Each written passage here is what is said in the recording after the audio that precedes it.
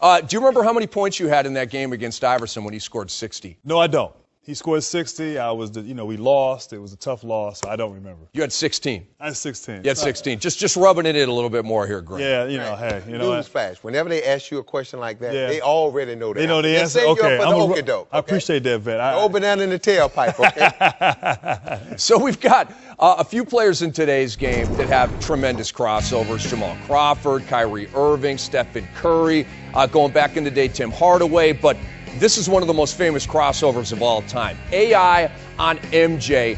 What made that crossover so devastating? Well, here he was, a rookie coming into the league, going against the best player in the game, probably the best player in the history of the game. And it was sort of a statement play. He comes in and goes at him. They're switched off, and he crosses him up twice, hits a tough shot on him. Of course, the Bulls did win the game, but it was sort of like, introducing Allen Iverson to the basketball world, and great start to a wonderful career, and certainly he's very deserving of having his jersey retired, and congratulations to Allen Iverson. Yeah, just a tough competitor, man. Rick, I remember my first year coaching in Toronto. I'm in this little restaurant I go to, a little quiet place. In walks AI. We got a Sunday afternoon game, 12 o'clock, and AI is hanging pretty good, and it's early, and I'm sending them drinks, and I'm like, AI, keep drinking up, keep eating. And he looks at me as he's drinking one of my drinks. He said, Coach, it's not going to work. I love Toronto. I like to put a show on here. And he commenced to coming out and giving us about 49 the next day at 12 o'clock. And to me, pound for pound, one of the most toughest competitors in the NBA. He knew he was going to get hit, knew he was going to get beat, but yet he kept getting up and he kept coming. And so, like Grant said, much deserved, one of the toughest players ever in the history of this game for his size. And he'll be a Hall of Famer one day, no doubt about that. You two were terrific defensive players in your day. Talk about how tough it was to defend Allen Iverson. You really couldn't stop Allen Iverson one-on-one. It was a team effort, and certainly with him, you put somebody on him, but you'd have the other four players aware of Allen Iverson, really trying to let him see bodies when he faced you up. But the thing about Iverson, he was so relentless. He just constantly kept coming at you. He drove to the basket. He wasn't afraid of contact. He'd get to the line. He could shoot from the perimeter. No matter if he was hitting shots or not, he was still going to keep coming and coming. And the Philadelphia Sixers knew that. They put him in positions to succeed. And as Coach said, as Sam said, really just one of the most relentless competitors this league has ever seen. And but you really couldn't stop him. You just had to try to limit him to tough shots from the perimeter, keep him off the free throw line.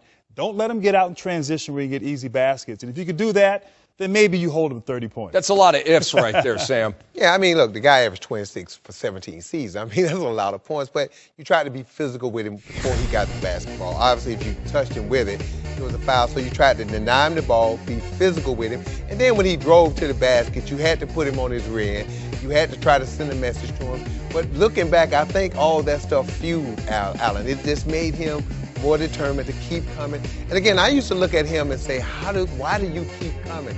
How do you keep coming? But again, this young man, and Grant says the word, relentless. He just kept coming, and he had a motor that wouldn't quit. And the guy loved the game of basketball. You can tell how he played. And I enjoyed watching him. I hated coaching against him. But the great thing about it, I never had to guard him because I wasn't stupid enough to switch on him after I saw what he did to MJ. No, one of the things I love, just piggybacking on what Sam said, he played in an era where you could be a little bit more physical.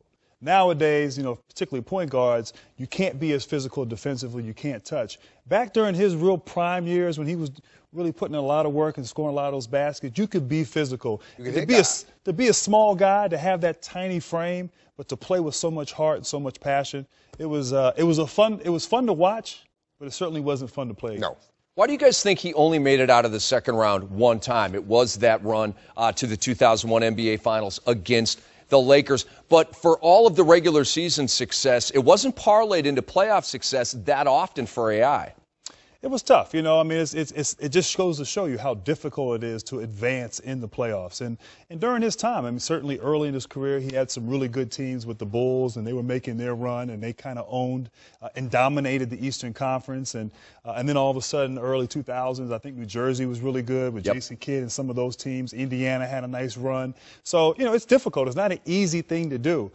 Certainly, I think there were some issues with that team that team really relied on him almost too much to score. They didn't have enough offensive power around them. They had some good, solid veterans who were role players, great complementary players, played defense, didn't mind Allen taking the bulk of the shots. But with that team, it was just, relying on a small guy to advance further in the playoffs is not a great recipe in order to have success in the postseason. And Grant said it. They never was able to put the right team around him because it was difficult finding the pieces to play with Allen. Look, you had to have guys like Eric Snow and guys like that didn't want to shoot the ball. Eric was a defensive player. Think if they could have found the fit and put another superstar quality player with AI-like players are doing today. Back then, guys wasn't teaming up like they were today. So think about if you could have found a guy that could play with AI. And again, AI has to suffer some of the blame for that because he dominated the basketball, so it was difficult when they tried to bring in these other talented players who need the basketball.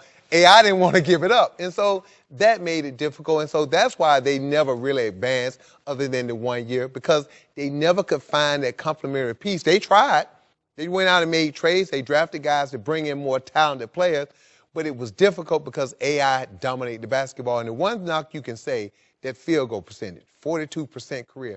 Yeah, he scored a lot of points, but when you're taking that many shots, a volume score like AI was, it's difficult to find other guys who want to score to play with him. And so I would say the one knock would be finding that other complementary superstar to play with him. So Sam just said that he was smart enough not to get switched onto Allen Iverson. Apparently, Grant, you didn't get that memo, and we've got the video to prove it. Take us through That's that. a Duke education for you, too. No, I'm going to tell you.